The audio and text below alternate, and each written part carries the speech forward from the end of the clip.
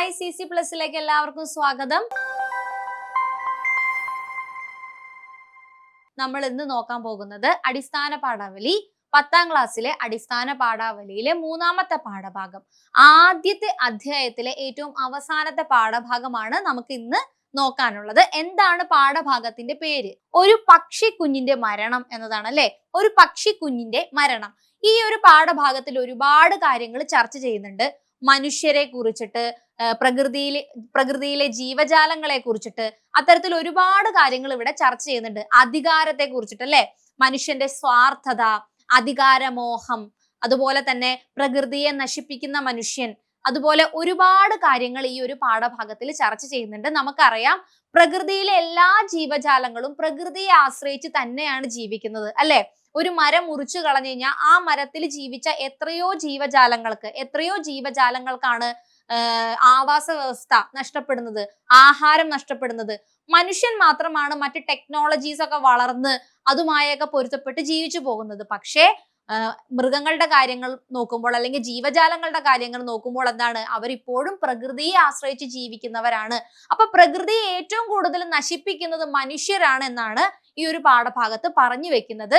പല പല രീതിയിലുള്ള പ്രതീകങ്ങളിലൂടെയാണ് ഇവിടെ മനുഷ്യനെ കഥാകൃത്ത് എന്താണ് മെൻഷൻ ചെയ്യുന്നത്. അപ്പൊ നമുക്ക് നോക്കാം. അപ്പൊ നമുക്ക് ഈ പാഠഭാഗത്തെ കുറിച്ച് നോക്കാം. അതിനു മുന്നായിട്ട് നമ്മുടെ 10th CBSE സ്റ്റേറ്റ് ബാച്ചിന്റെ 1-to-1 ട്യൂഷൻ സെഷൻസ് ആരംഭിച്ചിട്ടുണ്ട്. ന്യൂ ബാച്ച് സ്റ്റാർട്ട് ചെയ്തിട്ടുണ്ട്. അപ്പൊ നിങ്ങൾക്ക് ഈ ഒരു ക്ലാസ്സിലേക്ക് ജോയിൻ ചെയ്യാൻ താല്പര്യമുണ്ടെങ്കിൽ എന്ത് ചെയ്യുക? നമ്മൾ കോണ്ടാക്ട് ചെയ്യുക. പല രീതിയിലുള്ള പ്രശ്നങ്ങളുള്ള കുട്ടികൾ ഉണ്ടായിരിക്കും. അപ്പൊ നിങ്ങളുടെ ചെറിയ ചെറിയ പ്രശ്നങ്ങളെല്ലാം നമുക്ക് ഓരോ ക്ലാസ്സിലൂടെ തീർക്കാവുന്നതേ ഉള്ളൂ. അപ്പൊ ഈ ഒരു ക്ലാസ്സിലേക്ക് ജോയിൻ ചെയ്യാൻ വേണ്ടിയിട്ട് 9496949929 എന്ന നമ്പറിലേക്ക് വിളിക്കുക. കൂടുതൽ വിവരങ്ങൾ ചോദിച്ചറിയുക. അപ്പൊ നമുക്ക് ഒരു പക്ഷി കുഞ്ഞിന്റെ മരണം എന്ന പാഠഭാഗമാണ് ഇന്നത്തെ ഈ ക്ലാസ്സിൽ നോക്കാനുള്ളത്. ഒരുപാട് കാര്യങ്ങൾ, സാമൂഹികപരമായിട്ട് ഒരുപാട് കാര്യങ്ങൾ ചർച്ച ചെയ്യുന്ന ഒരു പാഠഭാഗമാണ് ഒരു പക്ഷി കുഞ്ഞിന്റെ മരണം. രചയിതാവ് doctor Vayalar Vasudevan Pillai, Thrissur school of ഡ്രാമയുടെ മുൻ ഡയറക്ടറാണ് അദ്ദേഹം. പാശ്ചാത്യ നാടക സങ്കല്പങ്ങളെ മലയാളികൾക്ക് പരിചയപ്പെടുത്തിയ പ്രമുഖ നാടകകാരനാണ് അദ്ദേഹം. അപ്പോ വയലാർ വാസുദേവൻ പിള്ളയാണ് നമ്മുടെ ഈ ഒരു പാഠഭാഗത്തിന്റെ രചയിതാവ് എന്ന് പറയുന്നത്. സാഹിത്യരൂപം ഏതാണിത്? ഇതൊരു ഗൗരവകരമായ സാമൂഹിക പ്രസക്തിയുള്ള നാടകമാണ്. അപ്പൊ നമുക്ക് ഇതിന് മുന്നേ ഒരു ചാപ്റ്റർ പഠിക്കാനുണ്ടായിരുന്നു അല്ലെ, ഖൽബിലെ നിലാവ്. ആ ചാപ്റ്ററിൽ നമ്മൾ പഠിച്ചത് എന്താണ്? നാടക ഗാനമാണ്. നമ്മൾ ഈ ഒരു ചാപ്റ്ററിൽ പഠിക്കുന്നത് നാടകമാണ്. ഈ നാടകം ഗൗരവകരമായ സാമൂഹിക പ്രസക്തിയുള്ള, അപ്പൊ നമ്മള് ഒരു എസ്സേ എഴുതുവാണ്. ഈ ഒരു ചാപ്റ്റർ ബേസ് ചെയ്തൊരു എസ്സേ എഴുതുമ്പോൾ ഈ ഒരു നാടകം എന്തിനെയാണ് പ്രതിനിധാനം ചെയ്യുന്നത് എന്ന് എഴുതണം. എന്തിനെയാണ്? സാമൂഹിക പ്രശ്നത്തെയാണ്. ഗൗരവമുള്ള സാമൂഹിക പ്രസക്തിയുള്ള നാടകമാണ് ഏത്? നമുക്കിവിടെ പഠിക്കാനുള്ള നാടകം. കേവലം വിനോദത്തിനപ്പുറം പല സാമൂഹിക പാരിസ്ഥിതിക വിഷയങ്ങളെയും ഈ നാടകം ചർച്ച ചെയ്യുന്നുണ്ട്. പല രീതിയിലുള്ള സാമൂഹിക പാരിസ്ഥിതിക വിഷയങ്ങള് ഇവിടെ നമ്മൾ ചർച്ച ചെയ്യുന്നുണ്ട്. പ്രധാന കഥാപാത്രങ്ങൾ ആരൊക്കെയാണ്? പ്രധാന കഥാപാത്രങ്ങള് പക്ഷി ശാസ്ത്രജ്ഞൻ, അതുപോലെ തന്നെ പക്ഷികളും ഉണ്ട് അല്ലെ.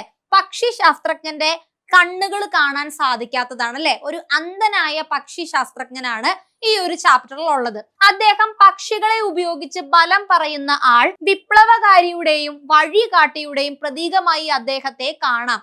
അപ്പോ ഏതൊക്കെ പ്രതീകമായി അദ്ദേഹത്തെ കാണാം? ഒരു വിപ്ലവകാരിയായിട്ട് കാണാം, അതേപോലെ ഒരു വഴികാട്ടിയായി കാണാം അല്ലെ. നാളെയെ കുറിച്ച് പറഞ്ഞു കൊടുക്കുന്നവനാണ് ഒരു പക്ഷി ശാസ്ത്രജ്ഞൻ അല്ലെ. കൈ നോക്കിയിട്ട് പറയും, നാളെ നിങ്ങൾക്ക് നല്ലത് വരാൻ പോകുന്നു, നിങ്ങളുടെ ജീവിതത്തിലെ പ്രശ്നങ്ങളെല്ലാം മാറാൻ പോകുന്നു. അപ്പൊ ഫ്യൂച്ചറിലേക്ക്, എപ്പോഴും നാളെയെ കുറിച്ച് നമുക്ക് എന്തുണ്ട്? നമ്മൾ ബോധേഡാണ് അല്ലെ.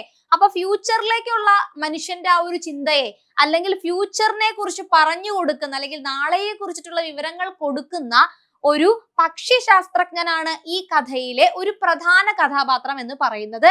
അടുത്തത് പക്ഷികളാണ്. 11 പക്ഷികളാണ് ഇതിലുള്ളത്. പ്രകൃതിയെ സംരക്ഷിക്കാൻ ആഗ്രഹിക്കുന്ന ജീവജാലങ്ങളുടെ പ്രതിനിധികളാണ് പക്ഷികൾ. അപ്പൊ സാമൂഹിക പ്രസക്തിയുള്ള ഒരു നാടകമാണ് എന്ന് നമ്മളിവിടെ പറഞ്ഞിട്ടുണ്ട്. ഇതിലെ കഥാപാത്രങ്ങളെ ഓരോരോ ഭാഗങ്ങളായിട്ട് തിരിച്ച് ഓരോന്നിന്റെയും പ്രതീകങ്ങളായിട്ട് മാറ്റുകയാണ് ആര്? കഥാകൃത്ത്. അപ്പൊ ഇവിടെ പക്ഷി ശാസ്ത്രജ്ഞൻ എന്ന് പറയുന്നത് വഴികാട്ടിയാണ്. അതേപോലെ തന്നെ നാളെയുടെ പ്രതീക്ഷകളെല്ലാം പറഞ്ഞു കൊടുക്കുന്ന ഒരു വിപ്ലവകാരി, വഴികാട്ടി ഒക്കെയാണ്. പക്ഷികളാണെങ്കിൽ പ്രകൃതിയെ സംരക്ഷിക്കാൻ ആഗ്രഹിക്കുന്ന ജീവജാലങ്ങളുടെ പ്രതിനിധിയാണ് ആര്? പക്ഷികൾ എന്ന് പറയുന്നത്. ഇനി നെക്സ്റ്റ്, ഇവിടെ പാഠത്തിന്റെ ഉടമ ആരാണ്? സ്വാർത്ഥതയുടെയും അധികാര ശക്തിയുടെയും പ്രതിനിധിയാണ്.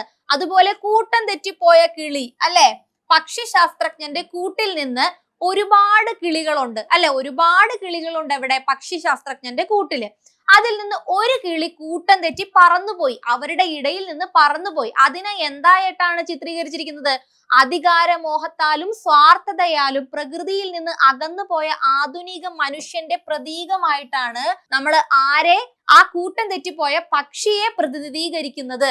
അപ്പോ കൂട്ടം തെറ്റിപ്പോയ പറന്നുപോയ ഒരു പക്ഷിയുണ്ട് അല്ലെ, അവരുടെ കൂടെ വളരെ മനോഹരമായി ജീവിച്ചിരുന്ന ആ പക്ഷി ഒരു ടൈം ആയി കഴിഞ്ഞപ്പോ അവരിൽ നിന്ന് പറന്നു മാറിപ്പോവുകയാണ്. അതിനെ സ്വാർത്ഥനായ മനുഷ്യന്റെ പ്രതീകമായിട്ട്, പ്രകൃതിയിൽ നിന്ന് അകന്നു പോയി, പ്രകൃതിയൊന്നും ആവശ്യമില്ല, പ്രകൃതിയെ നശിപ്പിച്ചോ എന്നിട്ട് സാമ്പത്തിക ലാഭം ഉണ്ടാക്കാം അല്ലെ, അല്ലെങ്കിൽ മറ്റു പല പല ആഗ്രഹങ്ങൾ അയാൾക്ക് ഉണ്ടാകാം. പക്ഷെ പ്രകൃതിക്ക് വലിയ രീതിയിലുള്ള പ്രാധാന്യങ്ങളൊന്നും ആര് കൊടുക്കുന്നില്ല? ആ ഒരു മനുഷ്യൻ കൊടുക്കുന്നില്ല. അയാൾ സ്വാർത്ഥനാണ്.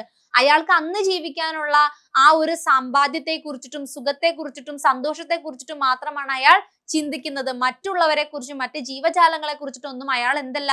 ബോധേടല്ല. അപ്പൊ അയാളെ കൂട്ടം തെറ്റിപ്പോയ പക്ഷിയായിട്ടാണ് ഇവിടെ ആര് ഉപമിച്ചിരിക്കുന്നത്? കഥാകൃത്ത് ഉപമിച്ചിരിക്കുന്നത്.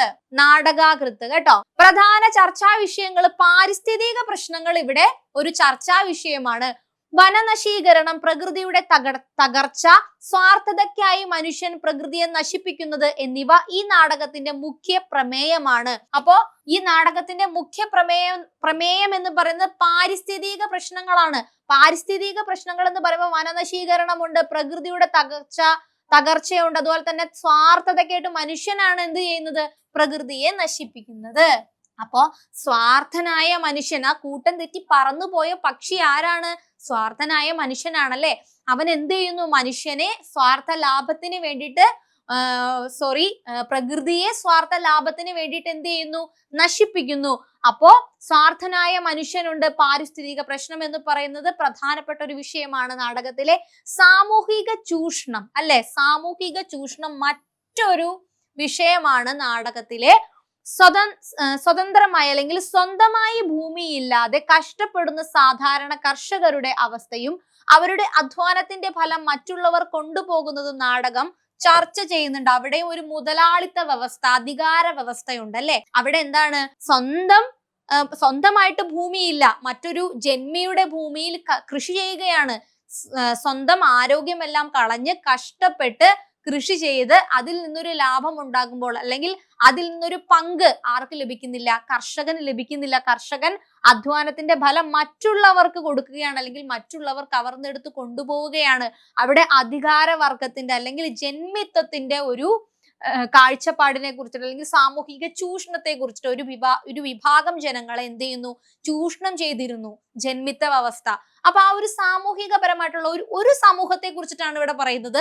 ആ ഒരു സാമൂഹിക ചൂഷണത്തെ കുറിച്ചിട്ടാണ് ഈ കർഷകന്റെ ക്യാരക്ടർ അല്ലെങ്കിൽ കർഷകനെ കുറിച്ചിട്ടുള്ള ആ ഒരു ഭാഗത്തില് ആ ഒരു തരത്തിലുള്ള സാമൂഹിക ചൂഷണത്തെ കുറിച്ചിട്ടാണ് പറഞ്ഞു വെക്കുന്നത്. അതുപോലെ തന്നെ അധികാരവും ചൂഷണവും, പ്രകൃതി വിഭവങ്ങൾ മനുഷ്യന് മാത്രം ഉള്ളതാണോ എന്ന ചോദ്യം ഉയർത്തുന്നു. അധികാരമുള്ളവർ വിഭവങ്ങൾ കൈക്കലാക്കുന്നതിനെതിരെ അഹിംസയിലൂടെയും സംഘബോധത്തിലൂടെയും പ്രതികരിക്കാൻ നാടകം ആഹ്വാനം ചെയ്യുന്നു. അപ്പൊ എന്താണ്?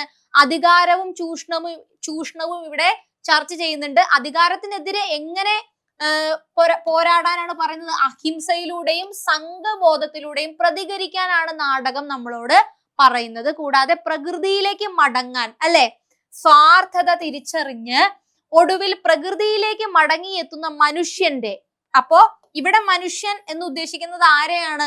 കൂട്ടം തെറ്റി പറന്നുപോയ കിളിയെയാണ്. ആ കിളി തന്റെ കൂട്ടത്തിൽ നിന്ന് പറന്നകന്ന് മാറി സ്വന്തം സുഖത്തിനും സ്വാർത്ഥതയ്ക്കും വേണ്ടിയിട്ട്. അപ്പൊ ഇവിടെ ഇതൊരു മനുഷ്യനാണ് അല്ലെ. ആ മനുഷ്യൻ എന്നെങ്കിലും പ്രകൃതിയുടെ ആ ഒരു പ്രാധാന്യം മനസ്സിലാക്കി തിരിച്ച് പറന്നു വരുമെന്ന് പ്രതീക്ഷിക്കുന്നുണ്ട് ഇവിടെ. അപ്പോ പ്രകൃതിയിലേക്ക് മടക്കം അല്ലെങ്കിൽ പ്രകൃതിയിലേക്കുള്ള ആ ഒരു സ്വാർത്ഥത നിറഞ്ഞ മനുഷ്യരുടെ മടക്കത്തെ കുറിച്ചിട്ട് ആ ഒരു കിളിയിലൂടെ ആര് പറയുന്നു? നാടകകൃത്ത് നമ്മളോട് പറയുകയാണ്. അപ്പോ ഈ ഒരു പാഠഭാഗത്തിൽ നമുക്ക് എന്താണ് പഠിക്കാനുള്ളത്? ഈ ഒരു പാഠഭാഗത്തിൽ നമുക്ക് പഠിക്കാനുള്ളത് ഒരു നാടകമാണ്. ആരുടെയാണ്? ഡോക്ടർ വയലാർ വാസുദേവൻ പിള്ള രചിച്ച ഒരു പക്ഷിക്കുഞ്ഞിന്റെ മരണം എന്ന നാടകമാണ് നമുക്ക് പഠിക്കാനുള്ളത്. ഇവിടെ ഒരു പക്ഷിയുടെ മരണം എന്നതുകൊണ്ട് ഉദ്ദേശിക്കുന്നത് പല കാര്യങ്ങളാണ് അല്ലെ. സാമൂഹിക പ്രസക്തിയുള്ള ഒരു വിഷയം തന്നെയാണ് ഇവിടെ ചർച്ച ചെയ്യുന്നത്. പ്രകൃതിയോടുള്ള മനുഷ്യന്റെ ചൂഷണം, അതുപോലെ തന്നെ പ്രകൃതി നശിപ്പിക്കുന്ന മനുഷ്യൻ, സ്വാർത്ഥമായി ഒറ്റയ്ക്ക് എല്ലാം നേടണമെന്ന് കരുതി പറന്നുപോയ ആ പക്ഷിയോട് ഉപമിച്ചിരിക്കുന്നു ആരെ? മനുഷ്യനെ. അപ്പൊ എന്തെങ്കിലും ഇത് മനസ്സിലാക്കി, പ്രാധാന്യം മനസ്സിലാക്കി തിരിച്ചു വരും ആ മനുഷ്യൻ അല്ലെങ്കിൽ ആ കിളി തിരിച്ച് തന്റെ സഹോദരങ്ങളുടെ ഇടയിലേക്ക്, തന്റെ കൂട്ടുകാരുടെ ഇടയിലേക്കൊക്കെ തിരിച്ചു വരുമെന്ന് അന്ധനായ ആ പക്ഷി ശാസ്ത്രജ്ഞൻ ആഗ്രഹിക്കുന്നു. ആ പക്ഷി ശാസ്ത്രജ്ഞൻ ശരിക്കും ആരാണ്? ആ പക്ഷി ശാസ്ത്രജ്ഞൻ ഒരു നീതി ന്യായനാണ് അല്ലെ. ഒരു നല്ലതിലേക്ക് ചിന്തിക്കുന്ന അല്ലെങ്കിൽ നല്ല കാലം ഉണ്ടാകട്ടെ എന്ന് ചിന്തിക്കുന്ന അന്ധനാണെങ്കിലും അദ്ദേഹം എന്താണ്? വളരെ ജ്ഞാനമുള്ള ഒരു വ്യക്തിയാണ്. ഒരുപാട് പക്ഷികൾ അദ്ദേഹത്തിന്റെ ഇടയിലുണ്ട്. അതിലൊരു പക്ഷിയാണ് പറന്നകന്നു പോയത്. ആ പക്ഷിയെ എന്തായിട്ട് ചിത്രീകരിച്ചിരിക്കുന്നു? സ്വാർത്ഥനായ മനുഷ്യനായിട്ട് ചിത്രീകരിച്ചിരിക്കുന്നു. അപ്പൊ നമുക്ക് ഈ പാഠഭാഗം ഒന്നും കൂടി അതിന്റെ ആശയം എന്താണെന്ന് വായിച്ചു നോക്കാം. ഡോക്ടർ വയലാർ വാസുദേവൻ പിള്ള രചിച്ച ഒരു പക്ഷി കുഞ്ഞിന്റെ മരണം എന്ന നാടകം മനുഷ്യന്റെ സ്വാർത്ഥതയും പ്രകൃതി വിനാശവും തമ്മിലുള്ള സംഘർഷത്തെയാണ് പ്രധാനമായി ആവിഷ്കരിക്കുന്നത്. വനം വെട്ടിത്തെളിച്ച് മനുഷ്യൻ നടത്തുന്ന വികസന പ്രവർത്തനങ്ങളുടെ പശ്ചാത്തലത്തിൽ അവശേഷിക്കുന്ന ഒരു അരയാൽ മരച്ചുവട്ടിലാണ് നാടകം അരങ്ങേറുന്നത് അല്ലെ. ഒരു അരയാൽ മരച്ചുവട്ടിലാണ് നാടകം സ്റ്റാർട്ട് ചെയ്യുന്നത്. കാരണം എന്താണ്? ബാക്കി എല്ലാ മരങ്ങളും, പ്രകൃതിയിലെ ബാക്കി സമ്പത്തുകളെല്ലാം തന്നെ മനുഷ്യൻ നശിപ്പിച്ചു. ഇനി ആകെ അവശേഷിക്കുന്ന ഈ ഒരു അരയാൽ മരം, ആ അരയാൽ മരത്തെ സ്വാധീനിച്ച് അല്ലെങ്കിൽ ആ അരയാൽ മരത്തിന്റെ സ്വാധീനം കൊണ്ട് ജീവിച്ചു പോകുന്ന അല്ലെങ്കിൽ ആ അരയാൽ മരത്തിൽ ജീവിച്ച് ഭക്ഷണം കണ്ടെത്തി പോകുന്ന എത്രയോ ജീവജാലങ്ങൾ ഉണ്ടായിരിക്കും അല്ലെ. അപ്പോ മനുഷ്യൻ അവരെ എല്ലാവരെയുമാണ് എന്ത് ചെയ്യുന്നത്? ഉന്മൂലനം ചെയ്യുന്നത് എന്നാണ് ഈ കഥയിൽ പറയുന്നത്. അപ്പൊ ആ ഒരു അരയാൽ മരത്തിലൂടെ കഥ സ്റ്റാർട്ട് ചെയ്യുകയാണ്, നാടകം സ്റ്റാർട്ട് ചെയ്യുകയാണ്. അധികാരത്തിന്റെ പ്രതീകമായ പാടത്തിന്റെ ഉടമയും പ്രകൃതിയെ സംരക്ഷിക്കാൻ ശ്രമിക്കുന്ന പക്ഷികളും തമ്മിലുള്ള വിരുദ്ധ ധ്രുവങ്ങളെ ഈ നാടകം അവതരിപ്പിക്കുന്നു. അപ്പൊ ഈ പക്ഷികളെല്ലാം തന്നെ പ്രകൃതിയെ സംരക്ഷിക്കാൻ വേണ്ടിയിട്ട് ശ്രമിക്കുന്നവരായിട്ടാണ് ഉദ്ദേശിച്ചേക്കുന്നത്. പ്രകൃതിയെ സംരക്ഷിക്കാൻ ആഗ്രഹിക്കുന്ന ജീവജാലങ്ങളായിട്ടാണ് നമ്മൾ ആരെ? പക്ഷികളെ. പക്ഷെ ആ പക്ഷികളിൽ നിന്ന് ഒരാളാണ് പറന്നു പോകുന്നത്. അയാളാണ് സ്വാർത്ഥനായ മനുഷ്യൻ എന്ന് ഉദ്ദേശിക്കുന്നത്. തമ്മിലുള്ള വിരുദ്ധ ധ്രുവങ്ങളെ ഈ നാടകം അവതരിപ്പിക്കുന്നു. കൂടാതെ തന്നെ എന്താണ്? നാടകത്തിലെ കേന്ദ്ര കഥാപാത്രമായ പക്ഷി ശാസ്ത്രകാരൻ അന്ധനാണെങ്കിലും ദീർഘദർശിയായ ഒരു വിപ്ലവകാരിയെ പോലെയാണ് പ്രവർത്തിക്കുന്നത്. സാധാരണക്കാരായ കർഷകരുടെ അധ്വാനത്തിന്റെ ഫലം ജന്മിത്ത സമാനമായ അധികാര ശക്തികൾ കൊള്ളയടിക്കുന്നു അല്ലെ. കൃഷി നമ്മൾ പറഞ്ഞിരുന്നു. ആ കൃഷി ചെയ്യുന്ന ഒരു ആളുടെ അല്ലെങ്കിൽ അയാളുടെ ആ ഒരു അവസ്ഥയെ സാമൂഹിക ചൂഷണമായിട്ട്, ഒരു തരത്തിലുള്ള സാമൂഹിക ചൂഷണം അല്ലെങ്കിൽ ഒരു വിഭാഗം ആളുകളെ മാത്രം അല്ലെങ്കിൽ ഒരു സമൂഹമായി നിൽക്കുന്ന ആളുകളെ മാത്രം ബാധിക്കുന്ന സാമൂഹിക ചൂഷണമാണ് അല്ലെ. അവർ പണിയെടുക്കുന്നു, പക്ഷെ പണിയെടുക്കുന്നതെല്ലാം ജന്മികൾ കൊണ്ടുപോകുന്നു. സ്വന്തം പട്ടിണി അകറ്റാൻ പോലും ഇത്രയൊക്കെ പണിയെടുത്ത് സ്വന്തം വിയർപ്പിലുണ്ടാക്കിയ അന്നം കഴിക്കാൻ കഴിയാത്ത കർഷകന്റെ ഒരു ബുദ്ധിമുട്ട്, അവിടെ മുതലാളിത്തം, അതുപോലെ തന്നെ ജന്മിത്ത വ്യവസ്ഥയൊക്കെയാണ് ചൂണ്ടിക്കാണിക്കുന്നത്. അപ്പോ ഇത്തരത്തിലുള്ള കാര്യങ്ങളൊക്കെ എവിടെ പറയുന്നുണ്ട്? നാടകത്തിൽ പറയുന്നുണ്ട്. ഇനി അതേപോലെ തന്നെ ചരിത്ര യാഥാർത്ഥ്യങ്ങളെ ഇദ്ദേഹം ചൂണ്ടിക്കാട്ടുന്നു.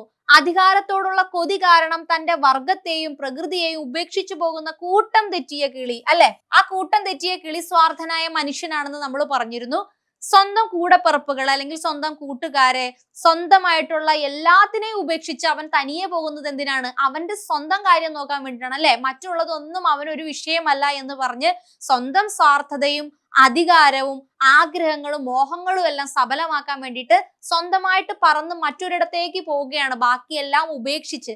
അത് സ്വാർത്ഥനായ മനുഷ്യനെയാണ് ഇവിടെ ഉദ്ദേശിക്കുന്നത്.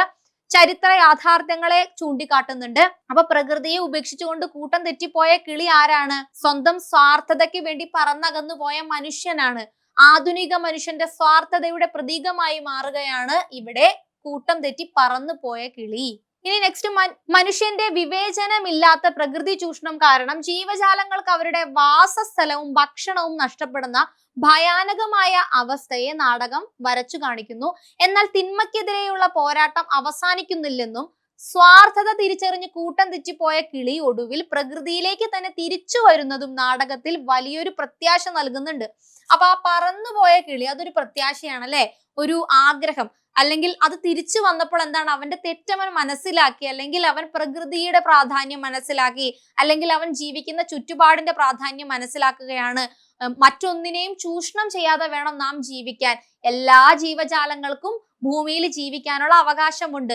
ഒരു മരം വെട്ടുമ്പോൾ നമ്മൾ പറഞ്ഞു, ആ മരത്തിന്റെ തണൽ ഉപയോഗിക്കുന്നവർ തുടങ്ങി, ആ മരത്തിന്റെ ചില്ലകളിൽ ഇരുന്ന് ജീവിക്കുന്നവർ തുടങ്ങി, ആ മരത്തിൽ നിന്ന് ലഭിക്കുന്ന ഫലങ്ങൾ ഭക്ഷിച്ച് ജീവിക്കുന്ന ജീവജാലങ്ങൾ തുടങ്ങി എത്രയോ ആളുകളാണ് ഭക്ഷണമില്ലാതെ, പാർപ്പിടമില്ലാതെ, ആവാസ വ്യവസ്ഥ ഇല്ലാതെയൊക്കെ അനാഥരായി മാറുന്നത്. അപ്പോ അതിനൊക്കെ കാരണക്കാരനാകുന്ന മനുഷ്യൻ എന്ത് ചെയ്യുകയാണ്, ഞാൻ ഇത്രയൊക്കെ ചെയ്യേണ്ടതില്ലല്ലോ, ഞാൻ ഇത്രയൊക്കെ എന്തിനാണ് ചെയ്യുന്നത്, ഇതൊക്കെ ചൂഷണമാണല്ലോ എന്ന് മനസ്സിലാക്കി തിരിച്ചു വരുന്നത് ഒരു പ്രത്യാശയാണ് എന്നാണ് നാടകത്തിൽ പറയുന്നത്. അപ്പൊ കൂട്ടം തെറ്റി പറന്നുപോയ കിളി തിരിച്ചു വരുന്നത് ഒരു വലിയ പ്രത്യാശയാണ് എന്ന് പറയുന്നു. സ്നേഹത്തിന്റെയും അഹിംസയുടെയും സംഘബോധത്തിന്റെയും സന്ദേശം നൽകിക്കൊണ്ടാണ് ഈ നാടകം അവസാനിക്കുന്നത്. അപ്പോഴും ഹിംസ ചെയ്യണമെന്ന് എവിടെ പറയുന്നില്ല, ഈ നാടകത്തിൽ പറയുന്നില്ല. അഹിംസയിലൂടെ അല്ലെ, അഹിംസയിലൂടെ സംഘബോധത്തിന്റെ സന്ദേശമാണ് ഈ നാടകം നമുക്ക് നൽകുന്നത്. അപ്പൊ ഈ ഒരു പാഠഭാഗം നാടകമായിരുന്നു അല്ലെ, ഡോക്ടർ വയലാർ എഴുതിയ നാടകമായിരുന്നു ഏത്, ഒരു പക്ഷിക്കുഞ്ഞിന്റെ മരണം എന്ന് പറയുന്നത്. അപ്പൊ ഈ നാടകത്തിൽ സാമൂഹിക പ്രാധാന്യമുള്ള ഒരുപാട് വിഷയങ്ങൾ ചർച്ച ചെയ്യുന്നുണ്ട്. അതിൽ പക്ഷി ശാസ്ത്രജ്ഞൻ ഒരു പ്രധാന കഥാപാത്രമാണ്, മറ്റുള്ള കിളികൾ പ്രധാന കഥാപാത്രങ്ങളാണ്. അതിൽ ഒരു കൂട്ടം കിളികൾ എന്ന് പറയുന്നത് പ്രകൃതിയെ സ്നേഹിക്കുന്നവരാണ്, പ്രകൃതിക്ക് നല്ലത് വരാൻ വേണ്ടിയിട്ട് പ്രത്യാശയോടെ കാത്തിരിക്കുന്നവരാണ്. അതിൽ കൂട്ടം തെറ്റിപ്പോയ കിളി എന്ന് പറയുന്നത് മനുഷ്യന്റെ സ്വാർത്ഥ മനോഭാവമാണ്, ഒരു സ്വാർത്ഥനായ മനുഷ്യനാണ്. പക്ഷി ശാസ്ത്രജ്ഞൻ എന്ന് പറയുന്നത് ഒരു ദാർശനികനാണ് അല്ലെ, അദ്ദേഹം ഒരു അന്ധനാണെങ്കിലും ദാർശനികനാണ്. അപ്പൊ നിരവധി കാര്യങ്ങൾ പറഞ്ഞു പോകുന്ന സാമൂഹിക പ്രശസ്തിയുള്ള അല്ലെങ്കിൽ പ്രസക്തമായിട്ടുള്ള ഒരു നാടകമാണ് നമുക്ക് ഈ ഒരു ചാപ്റ്ററിൽ പഠിക്കാനുള്ളത്. പക്ഷിക്കുഞ്ഞിന്റെ മരണം എന്ന് പറയുന്ന ഈ ഒരു ചാപ്റ്റർ. അപ്പൊ ഈ ഒരു ചാപ്റ്ററിൽ നിന്ന് നമുക്ക് ചോദിക്കാൻ സാധ്യതയുള്ള ചോദ്യങ്ങളൊക്കെ ആദ്യത്തെ പാഠഭാഗം ഫുള്ളായിട്ട് നമുക്ക് ആദ്യത്തെ പാഠഭാഗത്ത് നിന്ന് വരാൻ സാധ്യതയുള്ള ചോദ്യങ്ങളൊക്കെ ബേസ് ചെയ്തിട്ട് ഒരു വീഡിയോ എന്തായാലും നമുക്ക് ചെയ്യാം. അപ്പൊ ഇന്നത്തെ ഈ ഒരു ക്ലാസ്സിൽ നമ്മൾ ഇതാണ് ചർച്ച ചെയ്തത്, ഒരു പക്ഷിക്കുഞ്ഞിന്റെ മരണം എന്ന് പറയുന്ന പാഠഭാഗം. കൂടാതെ നമ്മളുടെ 10th CBSE state 1-to-1 session ബാച്ചിലേക്ക് ജോയിൻ ചെയ്യാൻ താല്പര്യമുള്ളവര് 9496949929 എന്ന നമ്പറിലേക്ക് വിളിച്ച് കോൺടാക്ട് ചെയ്യുക. നിങ്ങൾക്ക് ഏത് സബ്ജക്റ്റ് ആണോ പ്രശ്നമായിട്ടുള്ളത് ആ സബ്ജക്റ്റിൽ നമുക്ക് സെറ്റാക്കി എടുക്കാം, നല്ല രീതിയിൽ പഠിച്ച് മുന്നോട്ടേക്ക് പോകാം. അപ്പൊ മറ്റൊരു ക്ലാസ്സുമായിട്ട് നമുക്ക് വീണ്ടും കാണാം. താങ്ക്